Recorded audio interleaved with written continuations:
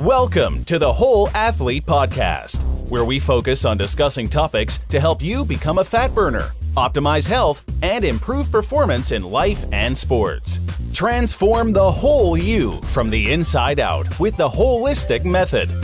Let's dive in.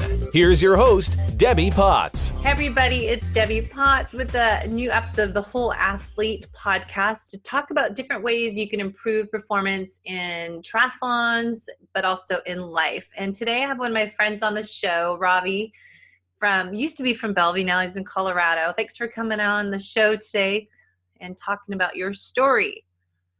Awesome, Debbie. Great to be here. Well, I wanted to have you on the show. I was on your show. It's like listening to you talk. I thought, okay, we definitely need you on this show. We talk about the holistic method and how to transform the whole you from the inside out with the different 8 elements that I call my holistic method, that it's so much more to being healthy than just training for triathlons or ultra running or whatever exercise you do. But there's a lot going on behind the scenes and to be healthy and to defining what is healthy as well. And you have your own story. We met in Bellevue, Washington, when you used to live here, and we did yoga and you taught yoga. You're doing triathlons. We were doing 50K, the North Face in San Francisco, and you're doing the 50 miler. And then I lost track of you. You just kind of disappeared. So let's kind of talk about, you got into yoga and you got into triathlons and ultras, and then you're living in Colorado. So let's kind of talk about your story and let's share different ways how we can help our listeners be healthy. Yeah. And what I love about your work and the theme of your show is it is about the whole person. And right now I'm an executive coach. And most people, when they think of executive coaching, they think of leadership and boardrooms and this stodgy, boring stuff. But I coach whole human beings. And so we both have that perspective of helping people live a great life. You're from the wellness side, I'm from the career side, but I really look at it holistically. And so that's what I do now. But, I spent most of my career at Microsoft for about 14 years. And, I loved building products when I was there. And I also loved yoga. Early on, working with coaches actually taught me that, career and executive coaches taught me that having a great career is one thing, but having a great life is so much better. So I always made it a point to go and try to get in touch with what I really enjoyed, hobbies, passions, athletic interests, and try to carve out time for those in my life. And so for a large part of my life, yoga was a big piece of it. So I've been meditating for most of my life, but actually practicing and teaching power vinyasas, sort of how we met. Endurance sports has been a part of my life for about 20 years, starting back from when I was a teenager doing my first sprint try to when we were both in Bellevue. I started to get in, I got into Ironmans quite a while ago, but also ultra marathon races. I don't know, events. I call them events because it's like I can't say I really have raced an ultra yet, but I've competed in them and completed a few. So that's a bit about my background. And somewhere along the way, while I was working at Microsoft and doing that whole thing, I realized that, I was spending a lot of my time at work, as we all are. I think the latest statistic is we spend 80,000 hours of our life working. And if we're lucky and we're living longer and longer, we'll spend more and more time. And I just realized that it's really important to find a way that we can integrate our work with something that gives us joy. And for me, that required me stepping away from the career I had built that was amazing for a while, but wasn't serving me at that moment. And that led me to actually, when we can talk about this as we go through the conversation today, but led me to quit my job, travel the world, and then find what I'm doing now, which is coaching other people, which is not what I thought I'd be doing if you would have asked me 5 years ago. So from what was a spark to, start a new life? You were at Microsoft, you were doing events, participating in different athletic endeavors and teaching yoga. What was kind of this aha moment that you had that led you to take off and just travel the world? And let's kind of talk about that transition. You just stopped everything. You met a wonderful girl. You took off. You just left. So kind of talk about what was the spark of what? I totally did. Yeah, I totally took off. I mean, just to set the stage, So I had spent most of my adult life at the company. I had, months before I decided to resign from Microsoft, I had bought a house, I had bought a new car, I got married, still happily married. In fact, you asked for the person. Same person. That was the spark, meeting and marrying Allison, and really, really realizing that life is both very long, but also very short. And that there are so many different ways to make a living and make an impact right now in the world we have now, that why shouldn't I figure out what I really love and then try to make that into a business? And now I didn't know what that answer was going to be, but that spark got lit after I got married and started to realize that, there's got to be something bigger out there where I can make a bigger impact and also feel more fulfilled in the work I was doing. And I can't say I knew, okay, I was going to be a coach. I had no idea, but I knew the path I was on was not the path that was serving me that I needed to be on. And so, luckily I had thought about taking a career break for a while. So I had saved money, and my wife and I both saved money, and we're actually on our honeymoon when the spark hit. And my wife had already planned a career transition, and that was expected. At Microsoft as well? Or she works in the healthcare industry. And okay. So she's a counselor treating people who have severe eating disorders. And so she worked at a clinic, and she had already planned, to start a private practice. And we had talked about it, and that was fine. And then something about being in that calm, relaxed space, lying on a beach. We were actually in Bora Bora for a honeymoon. We're lying on a beach and talking about, life's big questions. And it sounds really, really corny. Like, what's the purpose of life? What do we want to do with our life together? But it's the truth. We were talking about these questions, and then it just hit me. Why wouldn't I go for something that I really want to do? What's holding me back? And of course it was fear. Will I be successful? What's next? How am I going to make money? But then once I got past that stuff, it sort of became in a way, an effortless decision. It wasn't necessarily easy, but it came quickly, and came back from the honeymoon. And of course I managed a team. So it became, not leaving that day. I didn't storm into anyone's office. I didn't throw any chairs over. But I had a conversation with my leadership team and said, look, I need to change direction in my career. I need to take a break. And so we figured it out. And a few months later, I ended up leaving, and we traveled. Did you quit or just take a 6-month sabbatical, or how did you? Well, I started on a sabbatical. And so after a certain period of time, they offer sabbaticals at a certain level in a certain period of time. So it started out with 3 months, but 3 months was not enough. And the 3 months turned to 6 months. And we ended up actually traveling for almost a year and a half, all over the world, living like we were college kids. I mean, we were backpacking. We both had our backpacks. We traveled all over Asia, and we actually road tripped the United States for about 6 months with our 2 dogs. And you were blogging though this whole time. You started a blog, and because I know I'd be following wait, Ravi, my yoga teacher, 4:30 on Sundays is gone. Yeah. I see these random pictures and places you're living with your dogs. And I remember one place is somewhere in British Columbia in the snow in the mountains without anything around you. So talk about kind of in a condensed version, because I know we could talk for hours about this, but what was that experience? You went just to go off the grid, and you wrote, you could share your blog, you wrote, but what was kind of the learning experience there? What really was that all about? Well, the learning experience there for me was, there was so much. One is that the world's a big place and there's a lot to see. And also you don't need to, backpack through Asia. You can just, in your own hometown, like within a day's drive, there are probably lots of amazing things to see. The other thing is the power of quiet spaces. Mm-hmm. And the biggest gift of this year and a half was we spent most nights camping out under the stars. Wow. Now, when we were in British Columbia in the dead of winter, we were in a tiny house on a horse, like a big, massive farm, where they actually rescued horses that were going through rehabilitation. So we were it happened to have Wi-Fi, but we were just sort of holed up. But the main gift was all that quiet space and time to be alone with my own thoughts, my wife and I together, allowed the mind to settle down. And I know as part of your holistic method,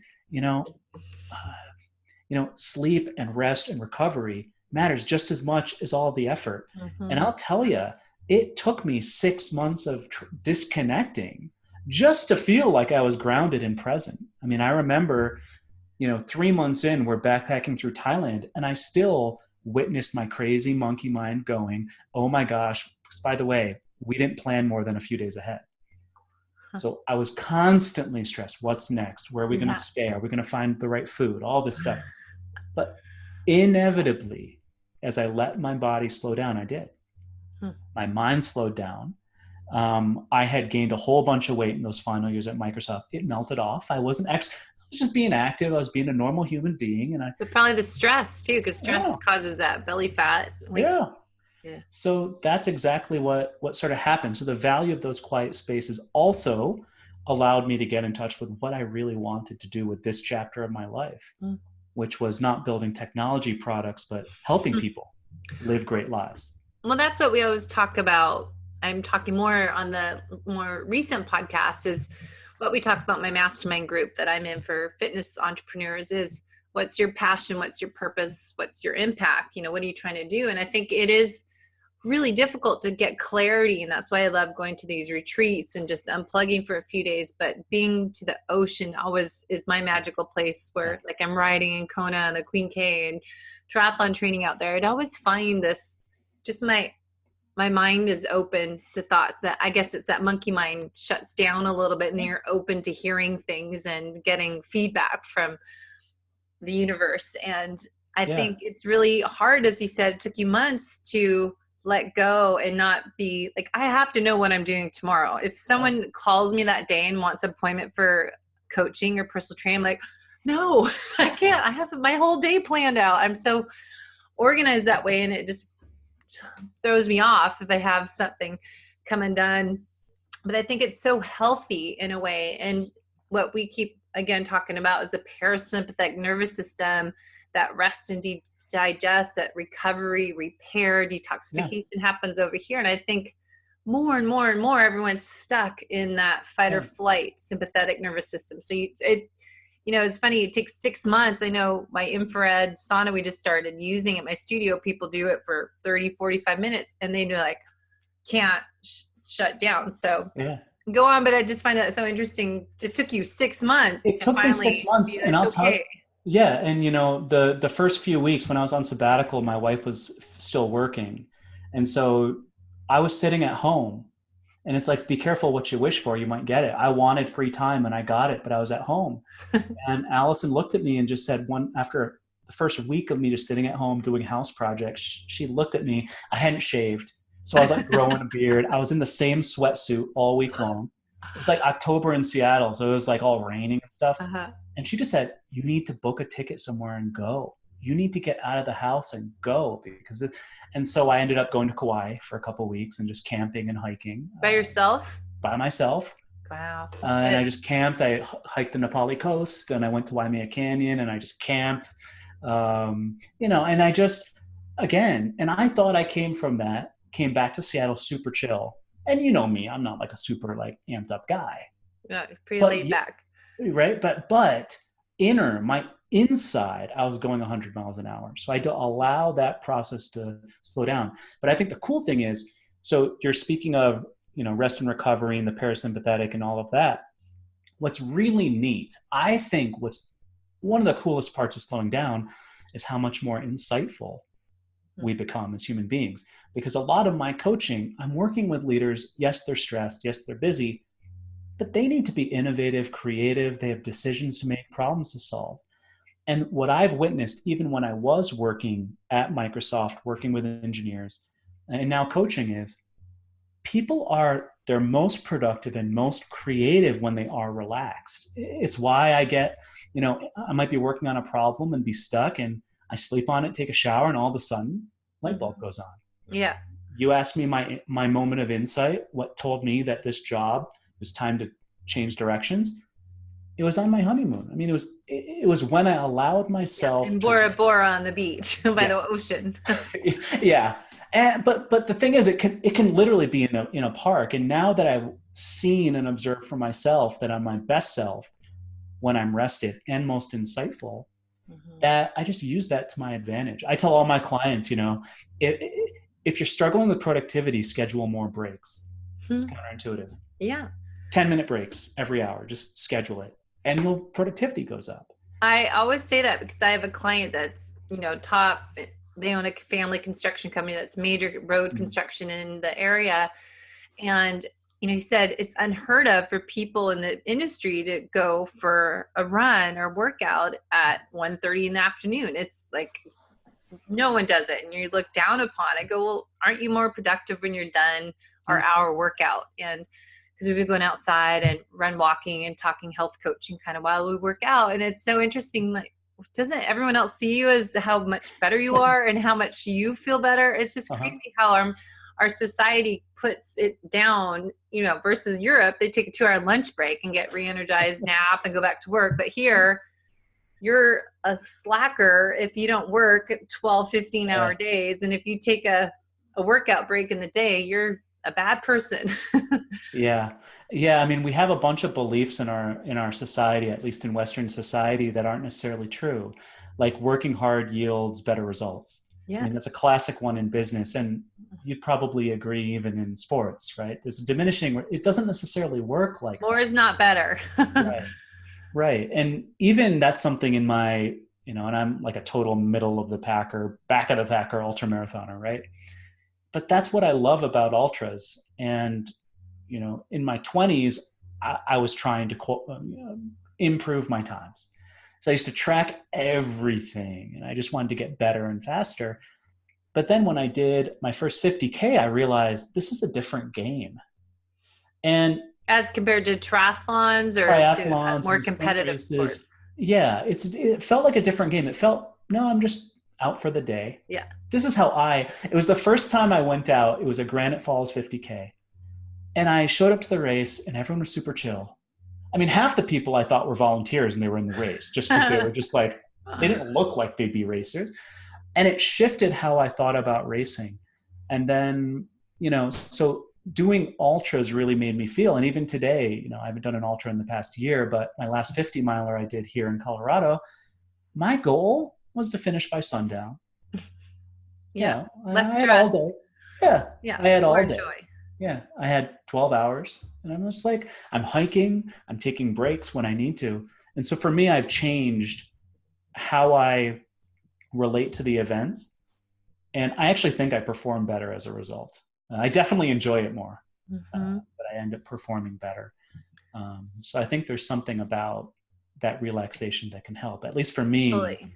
in the longer events. I think I totally agree. I know I shared in my Life is Not a Race book, just kind of was more my memoir, I feel like, but just how I learned looking back that my two things, my workouts are when my mind is clear. When I go for a bike ride, it's my Zen time. It's when my creative brain worked. I'd come, when I was writing my Life is Not a Race book, I would stop the side of the road and take some notes on my phone, and just I had all these thoughts were just coming out. And it was just because I was in that calm, relaxed state, versus when I'm working at my studio, I'm multitasking, I'm training clients, I've got all this stuff going on. But when I'm just out on the road, there's no interruptions, there's no distractions. And the other thought is when I had done my best triathlons and Ironmans, I shared in my book at the Ironman Canada, I was so content and so relaxed, and I was cheering everyone on because we had the names on the race tags, the bib numbers, and I was just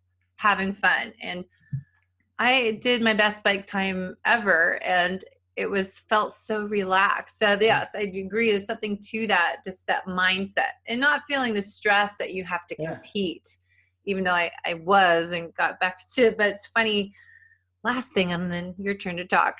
I was expressing just a friend, Shannon, that does triathlon. She does Ironmans all the time, and her knees are bone on bone. We're saying, why do you race? And a lot of Ironman triathletes that just like, when you stop racing, is a hard part for a lot of people. But then it's also, for me, it's like, if you step away from it, you don't want to race unless you're able to be top 2, 3 in your age group. I want to do it and win. So how do you go into that trail running, have that mindset, like, you know what, I'm just happy to be here. Yeah. And I'm happy to be able to do a triathlon or a 50K run or just even hike, and just get rid of that competitive ego and just be happy to be there. Because so it's always my challenge, is like, all right, do I want to go back? Do I want to tell anyone I'm going to do a half Ironman because I have all these expectations of Debbie does this and that?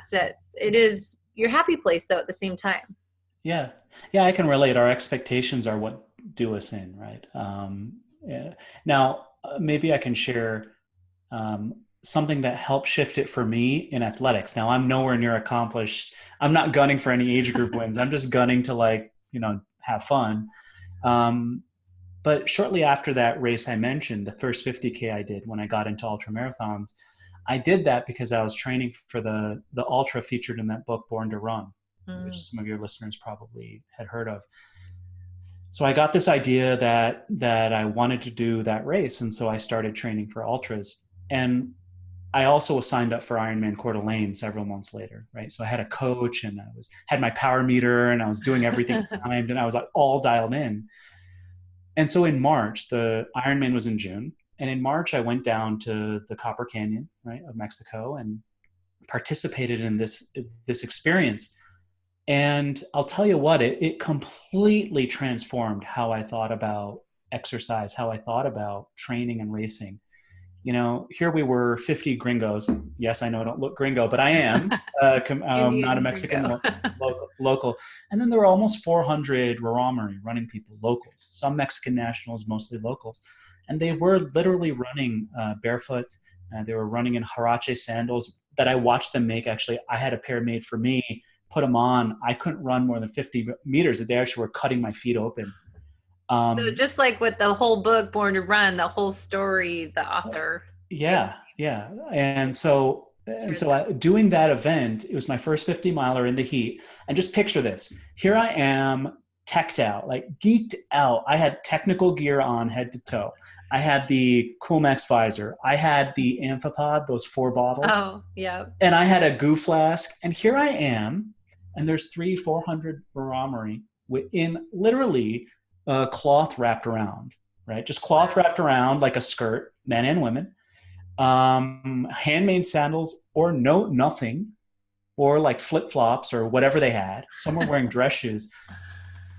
And so I looked around and I'm like, okay, let's see how this goes. So, but anyway, for the first 16 miles, I was sort of playing cat and mouse with a Raramuri, and she looked to be about 16 years old. And she was wearing a pink billowing skirt and a white blouse. And she was wearing those see-through jelly sandals you'd get at the dollar store, those like see-through things. So she was wearing those. And of course, on the hills, I would try to tough it out, and I'd end up passing her. She'd slow down. On the downhill, she was light on her feet and just whipped right by me. And I just could not believe what was happening. And then at mile 16, the only reason I passed her is she was smarter than I was, because we passed a grapefruit orchard. And she pulled over to the side, grabbed some grapefruits that they had laid out, sat under the shade of a tree, and was enjoying some grapefruits. I, of course, had my hammer gel. So I grabbed a grapefruit and kept running. Now, she finished well after dark, but she finished. And she wasn't alone. I mean, I saw people, they were running because every finisher received a coupon for 50 kilos of corn. And that would provide their family. And for most of the race, I was in tears, not of sadness, but of joy. I mean, this is... They were doing it for a deeper purpose, to feed their families, and this was their way of life. They were the running people. And so I came back from that race, and it forever changed how I thought about fitness. Not that I don't want to try to do my best, but that I'm just not putting my ego on it. Anyway, that's a long story. That is amazing. That really changed how I thought about things. Sure. What shoes did you wear, though? Oh, my shoes? Yeah. Oh yeah, I can geek out on this. So did you wear the handmade? I did not wear the handmade. So that was my idea, to wear the handmade Huarache sandals made out of old NASCAR tires. They would ship down there. In fact, they would wear the better runners wore really heavy ones with thick tread because they'd last longer, so they were better. Oh, funny. It's so funny, but they would cut into my feet, so I didn't. I had, at the time, Luna sandals. I don't think those were out yet. So I just wore my Innovates because that's what I trained in. And I had Vibrams, but it was rocky. It was so rocky. I didn't want to I was just nervous that I wouldn't finish. So I just wanted to be safe. But the Innovates were 0 drop and pretty minimal. So that's funny. So I just wondered if you had some big shoe that everyone was like, who is that person and what are they wearing? Yeah, like the Hokas. Yeah. Yeah, Hokas back then would be like, what the heck are those space shoes? That's funny. Exactly, yeah. So you talked about, the power of purpose and getting clear on what you want. And then we're talking about being versus doing. Yeah. And talk a little bit about that. You said, being versus doing, and then rest and recovery. We've been talking a lot, but yeah, I think it sort of plays into some of the themes we're talking about, because I know I was really good at setting goals. Like, I want to do. Here are the tasks to get done with my workday. Here are the things I have to do at home. Here are the workouts I need to do. It's all about doing. And for me, for a long time, I equated me having my workout done, logged in the Google Docs so that my coach can see it and provide feedback. Training peaks. That was my thing. Like, I was doing a lot, but how am I being as I'm doing it? Am I happy? Am I relaxed? Am I calm? Am I looking forward to the workout? Likewise at work, I can be getting a lot of work done, but how am I showing up? Am I committed to my work? Am I present and connected to my team? Am I bought into my job? This is a great one. The data shows 80% of people are not engaged at work. Wow. Now, 80%? 80% are not engaged. Actually, what's sad is I forget the number. I think it's 30 to 40% are actually actively disengaged. That means they're going out of their way to either not show up, or they're purposely disconnecting. And so when we talk about being, the question is, okay, if you're doing something, how are you showing up as you're doing that? Are you mindful? Are you present? Are you connected? Are you engaged? Are you listening to your team, or your own body? Focused. Yeah. I think that we talked about that. Someone, my teacher in nutritional therapy, I think said this, is that, are you a human being or a human doer? Yeah.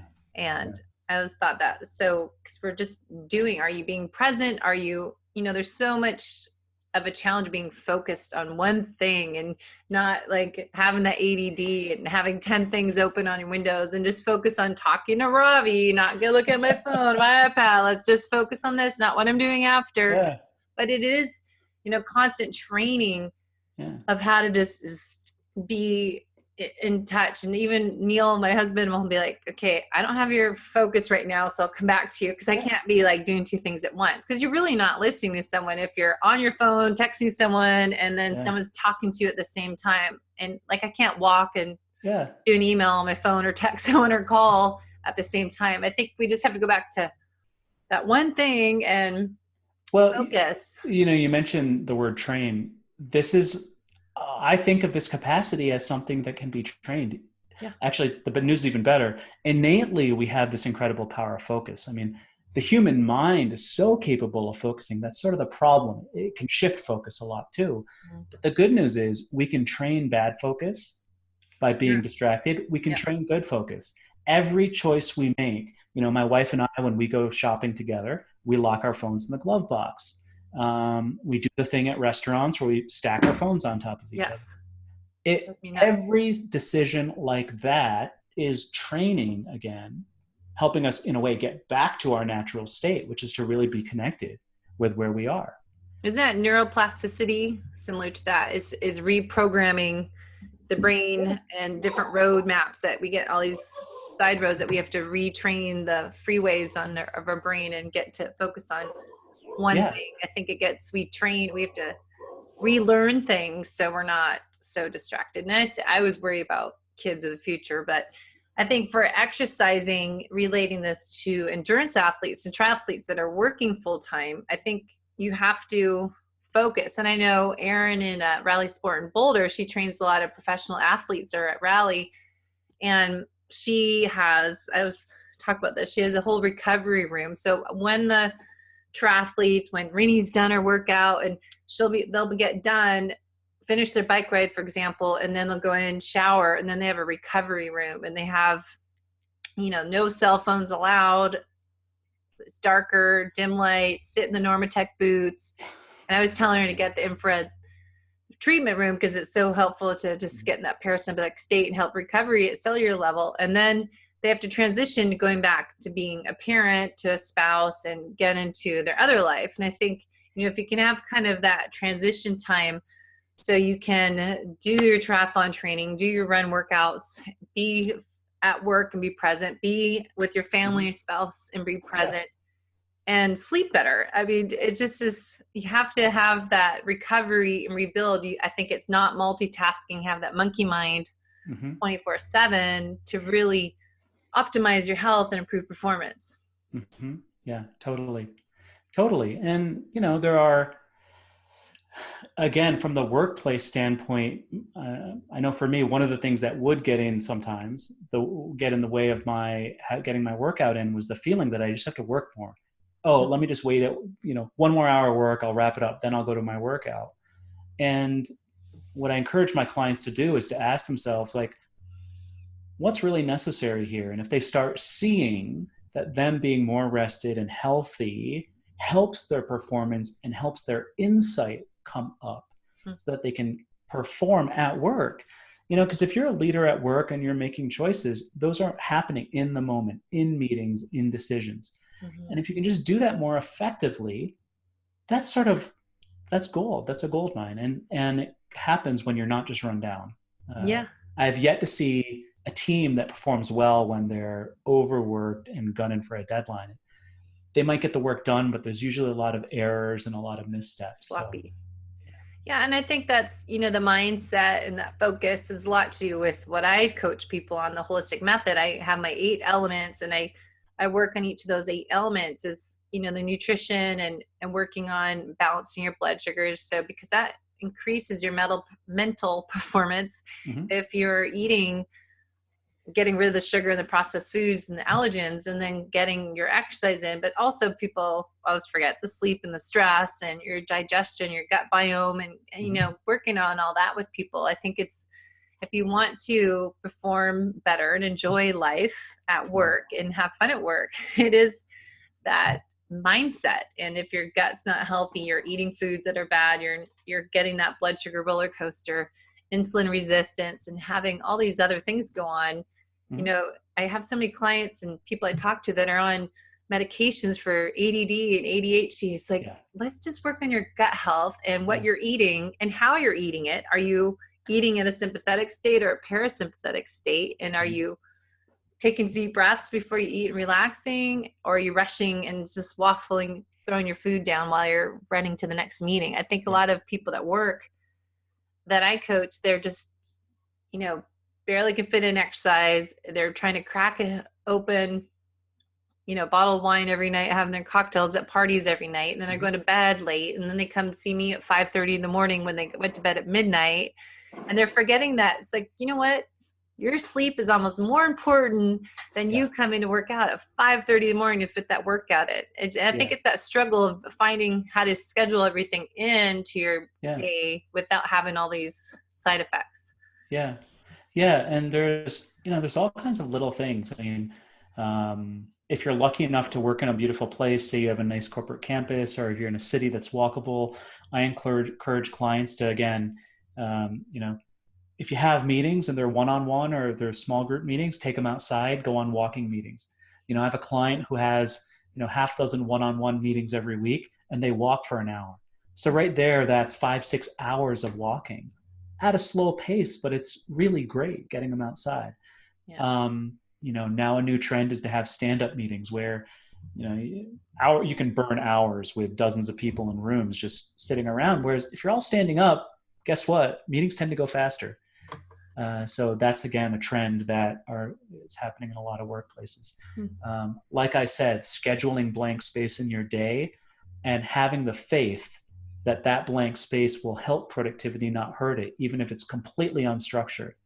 That's, again, something I encourage. So I think there are a lot of things that people can do if they're aware that this is important that their state of mind and their being is as important as the doing, then there are some strategies that we can start playing with to help move things in that direction and make more time for exercise and do better at work. So, do you have people that you coach that do triathlons, a half Ironman, or ultra run that takes a lot of time in training and that are CEOs and not burning the candle at both ends? So right now I'm not. I have coached people who are Olympic distance. Actually, right now, none of my clients are. I have in the past. Right now I have several clients who are training for half marathons. It's a little easier than 3 sports. Yeah, a little easier than 3 sports. So they're doing that, got kids, multiple kids at home, working for a busy tech company, both are running teams, and they're training for sort of half marathon distance. They've both done iron one's done half iron, the other's done a full iron. So even in the case of their for a half Ironman or a half marathon, it still can be a challenge to fit in all the workouts. And I always go back to, if we see as the fitness and the wellness taking away from the performance at work, we're at odds. Especially if you're working in a job that you care about and you want to do well. And if we have this belief system that more is better, and that if 70 hours is good, 80 hours is better, and there's, got to push harder if I want to get my business to grow, that's just going to be incompatible. But if we start seeing that's not the equation and how it works, and frankly, it really just takes taking a deep breath, stopping and looking at what creates results, and having a client that's willing to experiment for a few months and see. Because the proof truly is the proof that when we are rested, we perform better, we think better, we're more creative. When we feel fit and are taking care of our body, we can be more engaged at work. Helps with focus too. When people are exercising, what I've seen and I've witnessed in myself, it's much easier to stay focused when I've sort of taken care of my physical body. So that's really, I think, the mind shift we have to have from a work hard mentality to a work smart mentality. That's good. Do you find that a lot of people seem to have symptoms of adrenal dysfunction, which is called technically hypothalamus, the HPA axis, hypothalamus pituitary adrenal axis dysfunction? But have you found that a lot of people have that fatigue, just run down, lack of focus, concentration is? Absolutely. And also after reading your book and your workbook, I'm starting to now notice more of what's actually going on. I've even experienced it myself.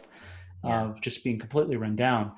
I mean, in a way, the idea of if I'm eating a breakfast and I'm eating lunch, then why am I exhausted at 3 o'clock if I've been sitting in a meeting room all day? It doesn't really compute. So logically, there's something there. It's absolutely something that I think is prevalent.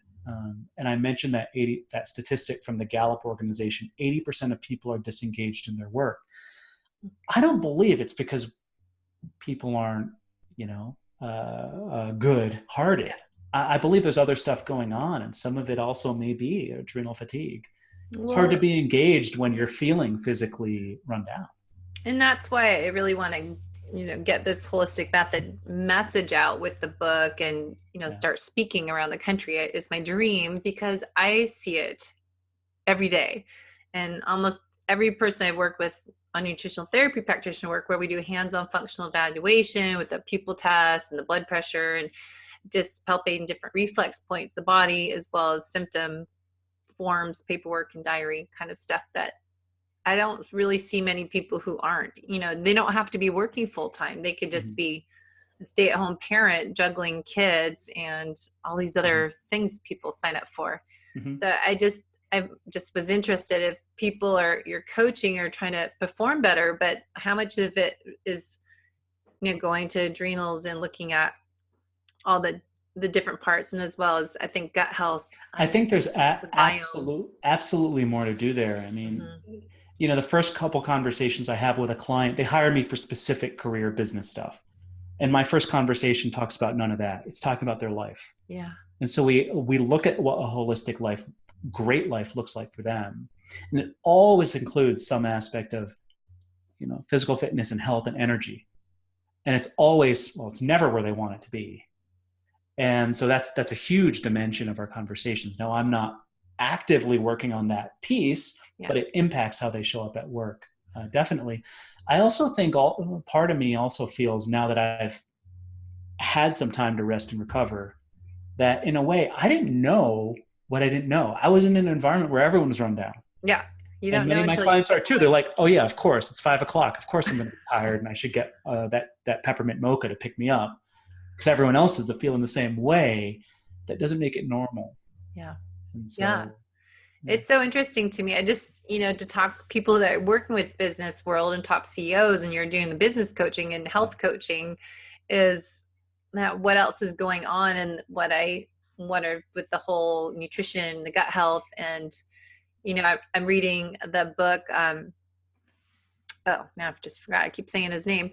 Dr. Jason Fung on fasting, intermittent fasting. Okay, I'm so into it because it's exactly everything I've figured out on my own the last 15 years, and wrote about my book about, why am I supposed to eat all this, and a whole nother topic for a show, but it's just about performance and nutrition and all these side effects. That's like, what if we just stop eating and just have broth and not eat better? But that's just so much to it, is my point, that to really perform our best is not just training harder, working more, if it's your career you're trying to boost, but if you're trying to boost your performance in triathlons or 50K, whatever you're doing, it is what we're both trying to share. I think the same message is the whole athlete, the whole person. There's all these different factors that interplay with the others that I think, we're both trying to help people in a different way. But I think, it's great to see you out there and helping others that kind of went through what you did, and now you can relate to them, and you went to the other side, taking that sabbatical and traveling around the world, and just see learning what is life about, what should it be about, and what's your passion is. So that's great. Yeah. So how can people find you? And you have a podcast. And I do have a podcast page. Share all that. So it's very creative. The website's Ravi Raman. It's my name, RaviRaman.com. You go there, you can sign up for my email list. I have an email course on how to improve your career. Whether you're an entrepreneur or in a career, it's a simple email course that helps you get clear on what you value, what you care about, and how to move forward to bring more of that into the work you do. I also have a podcast that I released a few months ago, and Debbie's been featured in our most recent episode. It's all about people sharing insights and ideas for what it means to live a great life. So I have a number of interesting people on the podcast, and more to come. So I'd say that's really the main thing. And if you're interested in learning more about how I can help you improve your career or business, that's all on my website too. If you're interested in coaching, feel free to email me or even apply for a complimentary coaching call. Great. Well, thanks, Ravi, for coming on. I love what you're doing, and it's, sharing that same passion of helping others. And it's great. Your transition of working in the busy world, and trying to fit everything in, and creating life is not a race yourself, and stepping away from that, realizing, what am I doing to myself? So it's a great story. You might want to write a book sometime in the future about it. Born to Run. Well, it could be another title. Born to Sleep.